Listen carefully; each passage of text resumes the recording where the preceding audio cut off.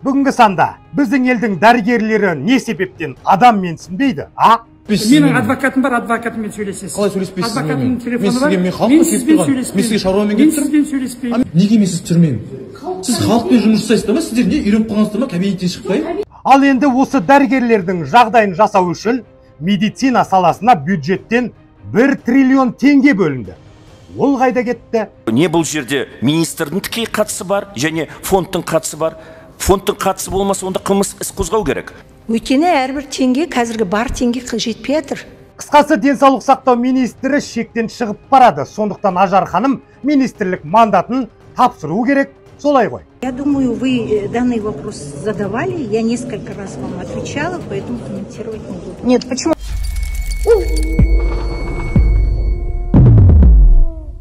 Ассалаумағалейкум, дәрігерге сенбейтін, өз-өзін қойдың майымен емдейтін қасқыр мінез қазағым.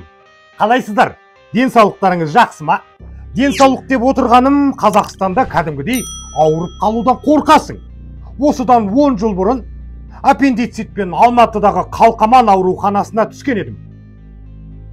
Әлгі жердегі дәрігер 40 мың теңге төлемесең, ота жасамаймын дегені бар емес пе?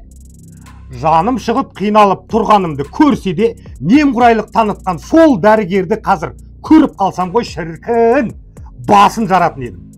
Бұл тек менің басымнан өткен оқиға емес. Сондықтан кез келген қазақтың врачтарға өкпесі бар десем, артық айтпағаным шығар.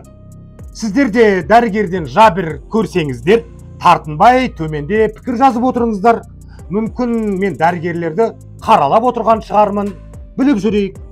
Мен міндетті түрде оқимын. Пікір жазыңыздар. Жалпы біздің ауруханаларға бару құдды бір соғысқа барумен тең ғой.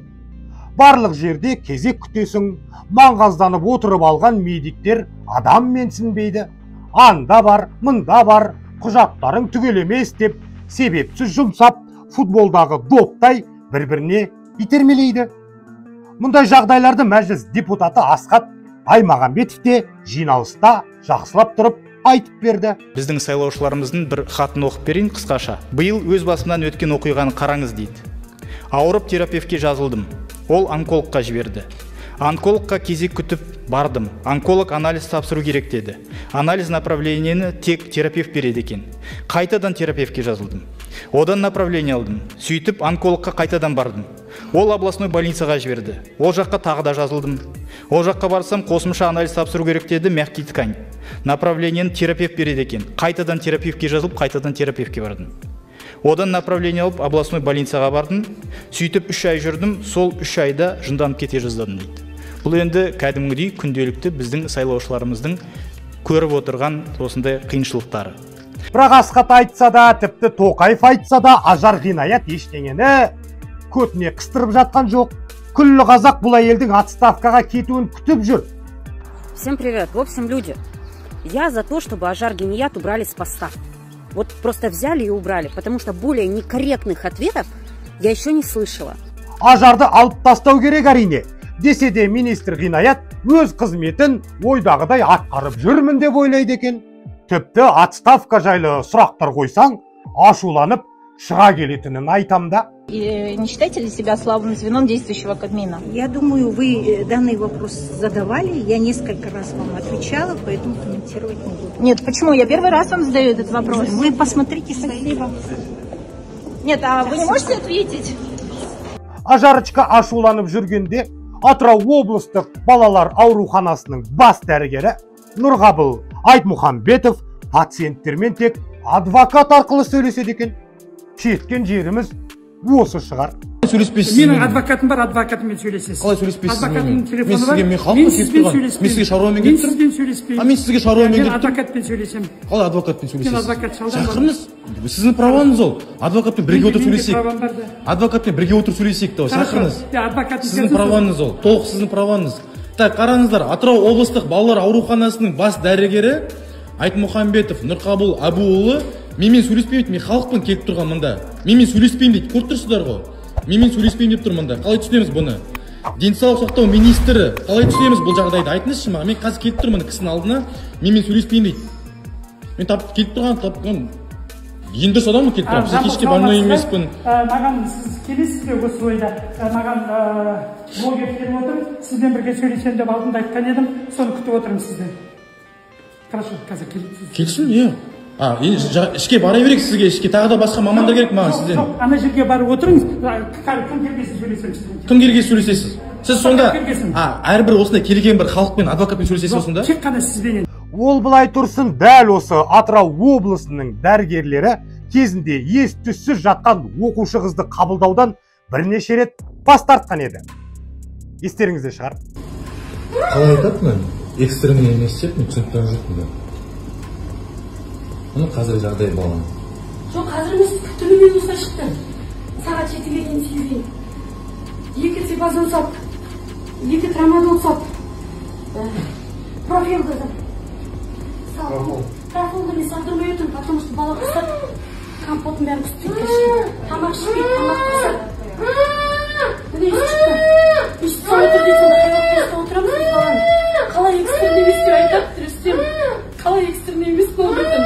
Айналайындар-ау, дірілдеп жатқан кішкентай қызға шұғыл медициналық көмектің керек екені соқырға да көрініп тұр ғой.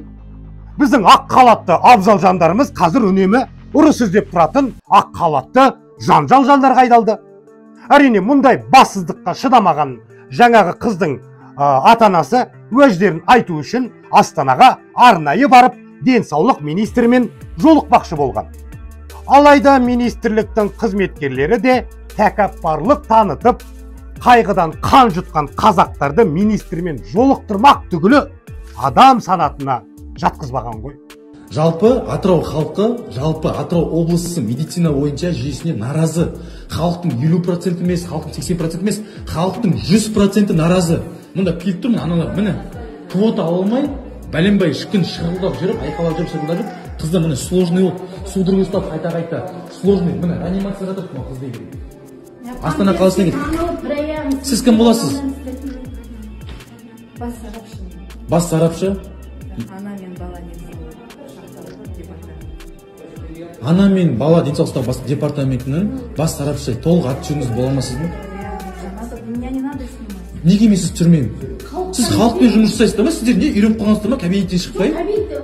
Камера сіздер жүріп қоймайды ғой. Сіз қараңыз, біз кімге, мен халықтың атынан келіп отырмын, мен сізге тағы айтамын. Бәріне барамыз. Аналар қаншама квота. Мен сізге тағы айтамын, егер де мен сізге айтамын, мен халықтың атынан келіп отырмын, мен народтың атынан келіп отырмын, потому что мені, қара, мені халық сеніп отыр маған. Мына айтып отыр. Біздің арыз шағымызды жеткізіп отыр Астана қаласына. Сіз есіміңіз кім? Сіз сарапшысы, бас маман сарапшысы осы министерствода, бірде-бір министерствода, народ, лицо народа ғой. Сіздің есіміңіз кім сіздің? Сіздің есіміңіз кім деп бола ма сіздің есіміңізді айтасыз ба, жоқ па? Секретный ма? Осыдан кейін ойлаңыздаршы, осы өркөкірек дәрігерлердің жағдайын жасау үшін медицина саласына бюджеттен 1 триллион теңге бөлінді. Ол да Аллаху акбар жоқ болып кетті. Ол былай тұрсын, мәжіліс депутаты Бақытжан Базарбек денсаулық министрлігінің басқа да былықтарын біледі екен. Ой, Қазақстан неге баймайды десек, бәрін жұтып жатқан осы медицина саласының қызметкерлері екен ғой. Ал егер статистика келетін болсақ, солтүстік Қазақстан облысында 847 миллионға зардап келтірді бюджетке. Ал жалпы жылға есептесек, 20 жылы 19 жылы 291 миллион теңгеге, 20 жылы 240 миллион теңгеге, 22 жылы 403 миллион теңгеге, мынау орысша айтқанда мертвые души, двойная оплата, накрутка арқылы мына бюджетке үлкен шығын келтіріліп жатыр. Сіздерден қылмыстық істі қашан күтеміз?